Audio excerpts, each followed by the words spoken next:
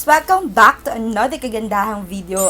By the way, my name is Liah Kate. Nagre-review po ako ng mga makeup products and skincare products dito sa ating channel. So kung gusto mo yon, don't forget na i-click mo yung subscribe button and push mo ang notification bell para updated ka on my next kagandahang videos. And girls, today I'm so excited. As in, excited na naman ang lola nyo dahil magre-review na naman tayo ng isang skincare slash makeup. So for today, ang pag-uusapan natin is none other than the most talk of the town na makeup and collaboration is from Fresh, okay, ng Sunglow. Okay, ang kanilang line ng Sunglow.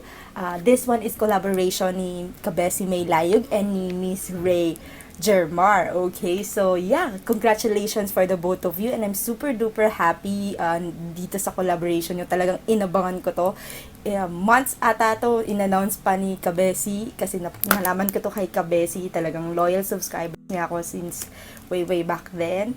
And talagang nakahugot ako sa kanya ng inspiration kung bakit tayo nandito ngayon. I'm a big fan ng mga collaboration ng mga YouTubers and I'm a fan of a YouTuber, a makeup and beauty YouTubers. Alam mo yun, talagang they will put their heart and their soul to the product. Kasi kapag girls, kayo yung nasa pwesto namin, feeling YouTuber, okay? I mean, if you're doing what we're doing, malalaman mo talaga kung ano yung dapat, alam mo yun, malalaman mo talaga kung ano yung maganda, and alam mo talaga kung ano dyan yung talagang pinag-isipan, pinaghirapan, malalaman mo talaga yun eh. So, I trust talaga yung mga collaborations with YouTuber. But, syempre, we need to test it out kung talaga bang maganda ito, okay? Or may scam tayo. And let's support local YouTubers kasi talagang alam ko pinaghirapan talaga nila to. So, sabi nila, bongga to. So, i-try ko na. Okay, so, bumili ako ng 3.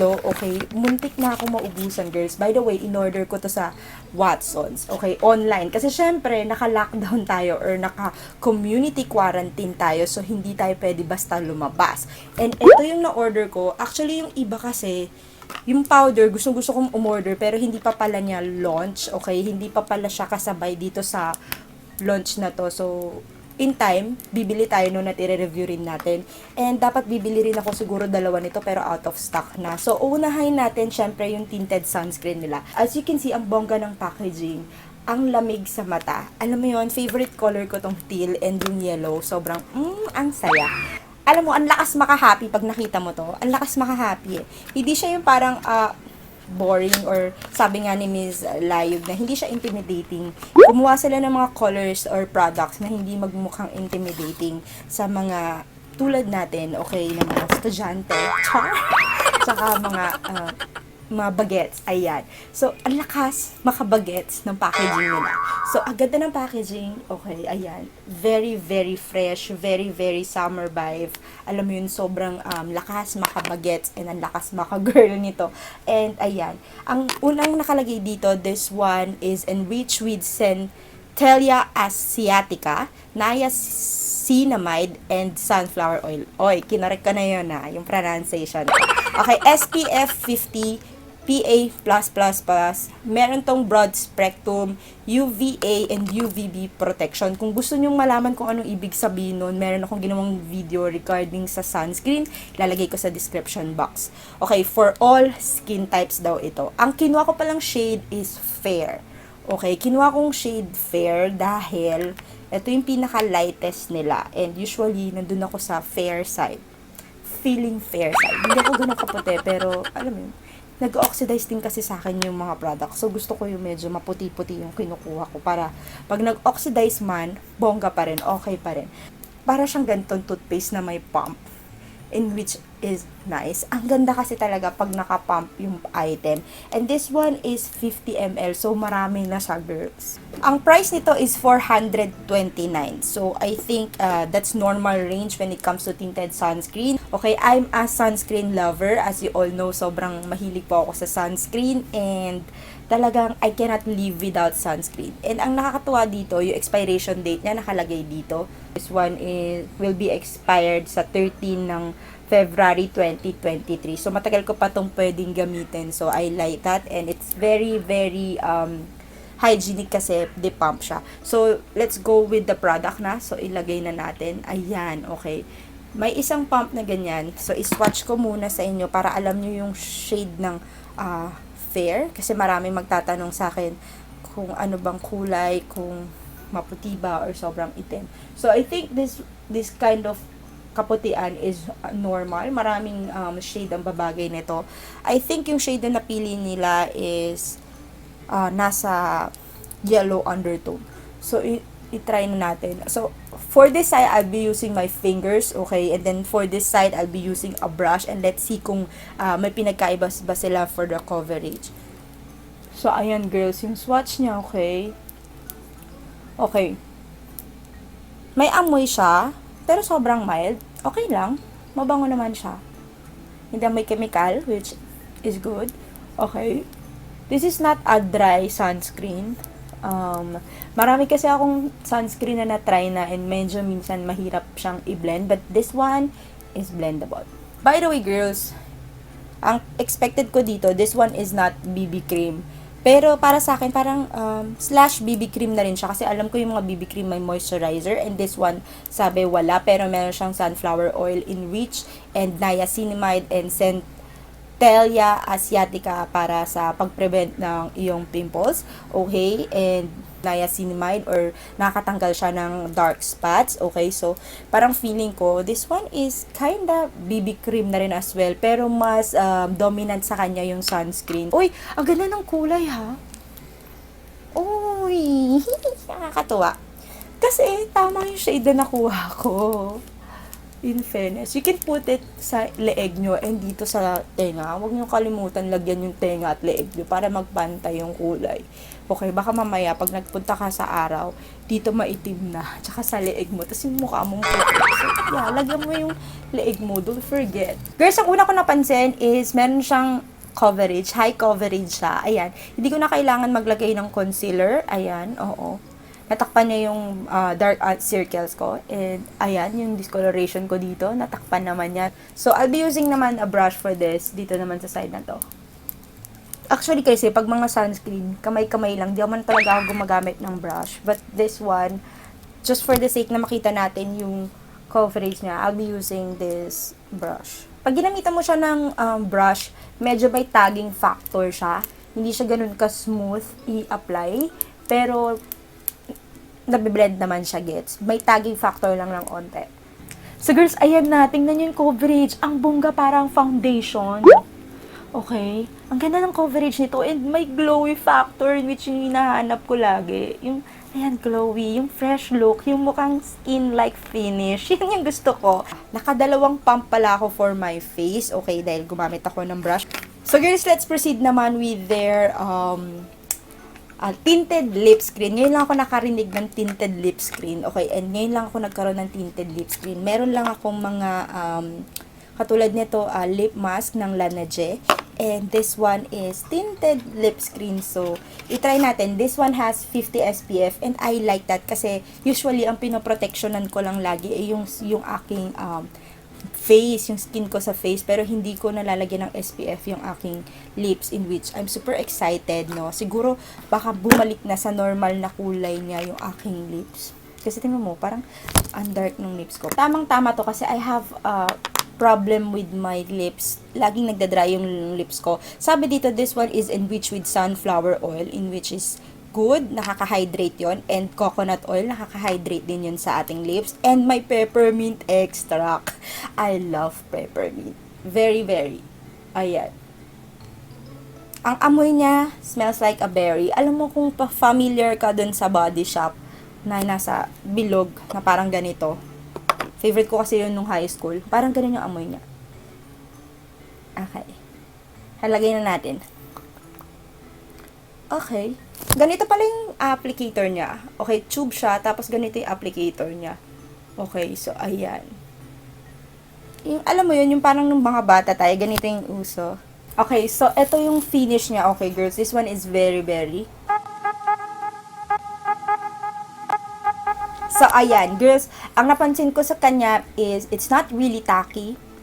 Okay, hindi siya tacky na sobrang lagit. It's not like a petroleum jelly na nilagay mo sa iyong lips. May mga ganong lip balm na talagang sobrang lagkit sa lips. This one, kahit magdikit yung lips mo, normal lang, pero alam mo meron kang nilagay na or tinted lip screen. Okay, medyo hindi pa ako sanay sa term na yun na tinted lip screen. So, ang layunin po nito, okay, is talagang maproteksyonan ng lips mo from the sun in which I like. Ang maganda pa dito is may color siya, ay, 'di ba? Ayan, pwede nang ito na lang for everyday makeup look. Ayan, nakapag-blush on na tayo and onting mascara. Isiset ko ito with powder. I think you really need to set this with powders kasi talagang medyo parang sobrang glowy niya. And lalo pa pag napawisan ka niyan, mag-glow talaga ng bongga. So, I want to set this with powder just like the other sunscreen na ginagamit ko. Nagsiset pa rin talaga ako ng powder pag lalabas. Pero nabawasan yung blush on natin. So, magdadagdag lang ako ng blush on. I'll be using my favorite blush on.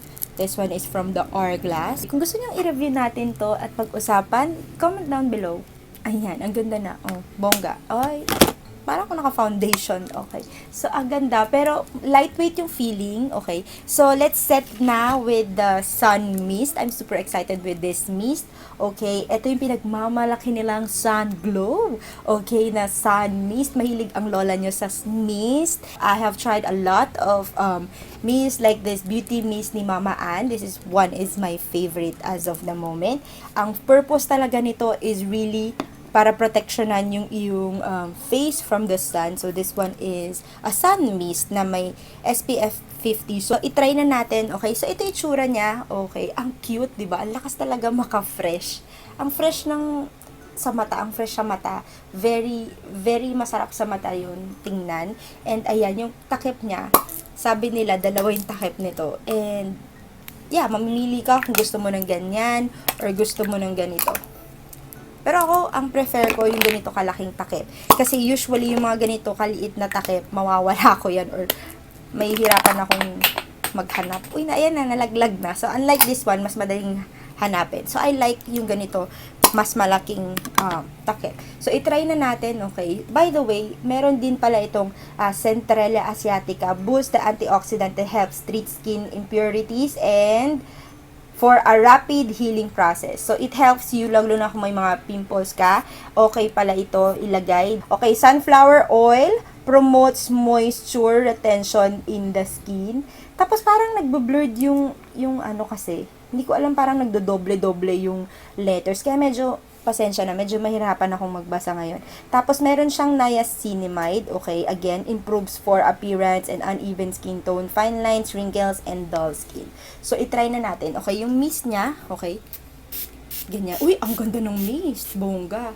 Okay, ang liliit ng droplets, very fine, na parang kay Mama Ann. Yun nga lang, pero parang mas marami siyang binubuga. Okay, so, itry na natin. Sabi, 6 to 10 inches daw to. Mabango siya. Yung amoy niya, smells familiar. Para siya yung bench.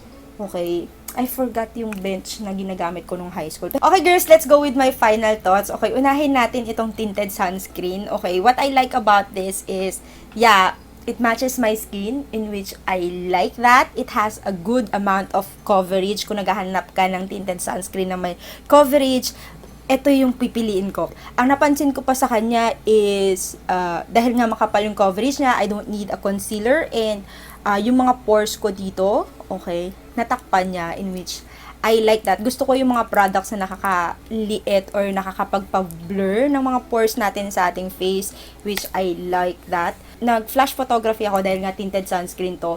Okay, ayan yung lumabas. Meron siyang white cast. So, if you're gonna use this kung magfa-flash photography ka, I don't think na pwede mo tong gamitin kasi mag-iiwan siya ng white cast. Yun lang naman yung isa sa mga concerns ko. And the rest, gusto ko lahat ng meron to, yung benefits nito sa muka. Hindi siya makate, hindi mahapde, hindi mainit sa muka.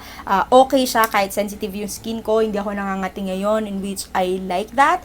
And ayan, hindi siya nag-gray color. Okay. Ang tanong ng mga nakararami, okay, Ate Liah, is this one sulit? This one is for 129. Medyo mahal to ha. Okay, I'll tell you, girls, I think yes, this one is sulit. Yung ibang mga kaparehas niya na tinted sunscreen, nasa range din siya ng mga 450, and this one is just 429, and this one has SPF 50, and hindi lang yun yung meron siya, hindi lang siya tinted sunscreen, meron din siyang mga skin health benefits. And siguro ang need to improve here is siguro yung nakasulat sa likod. Medyo hindi ko masyadong mabasa. So, I think yun lang naman yung concern ko. So, yeah, kahit yun dito sa box, medyo parang blurred yung sulat. Yun lang sana ma-improve para mabasa. Kasi ako yung tipo ng tao na gusto ko binabasa ko ano yung mga nakalagay dito. Okay, girls, let's go with their tinted lip screen. Okay, I like their tinted lip screen. Ayan.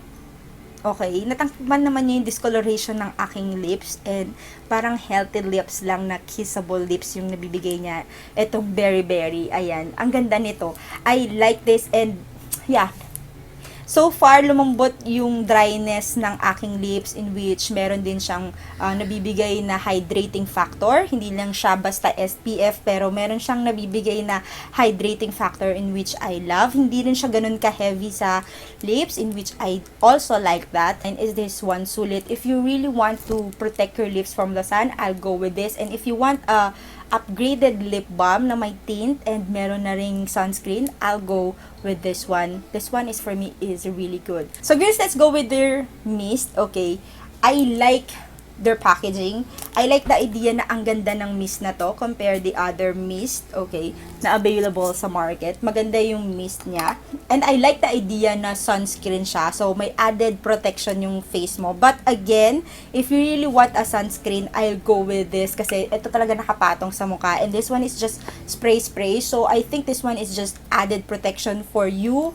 Para kung may expose ka talaga sa araw, added protection lang ito. Yun lang yung concern ko dito is with the smell. So, if you're gonna ask me what's my favorite among this collection, my favorite is this two. Okay, itong tinted sunscreen and then this tinted lip screen. I super duper love this one and I can recommend this sa inyo. And ayan, ang lakas maka-fresh. And etong mist din niya, nakakabigay ng glow, okay. Yun nga lang talaga, yung scent lang talaga nito. I think mas maganda kung ito-tone down lang nila ng onte yung scent nito and I think wag naman yung maamoy na perfume. I think yung medyo mas fresh lang para sa akin na yung medyo fresh scent lang siya. Yung parang fresh lang, hindi amoy perfume. I hope and I pray na i-heal na ni Lord ang buong mundo regarding this COVID-19 and tuluyan na siyang mawala sa ating mundo at linsanin na tayo. So yun yung lagi araw-araw kong dasal na lahat tayo ay maging safe and healthy dito man sa Pilipinas o sa ibang bansa. Lahat po tayo ay magkaisang labanan itong COVID-19 and alam ko malalagpasan din po natin ito. So that's it for today's video and I do hope you do enjoy this. Kung nag-enjoy ka, please don't forget to hit the thumbs up button. Please don't forget to hit the thumbs up button. And if you're not a subscriber, make sure to subscribe. I-click mo yung subscribe button and i-push mo ang notification bell para updated ka on my next kagandahang video. So thank you so much for watching. I love you all and see you on my next one. Bye-bye!